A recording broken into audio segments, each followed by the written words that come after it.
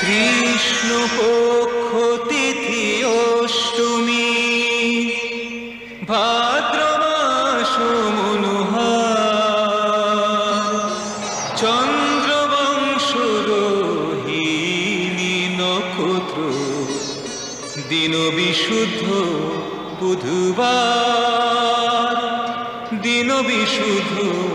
বুধবার। বৃষভ লগ্নতে চন্দ্রমা, লগ্ন রাশি একসাথে,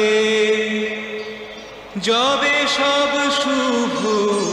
হয়ে আসে, প্রকট যে হন শ্রীনাথ, প্রকট যে হন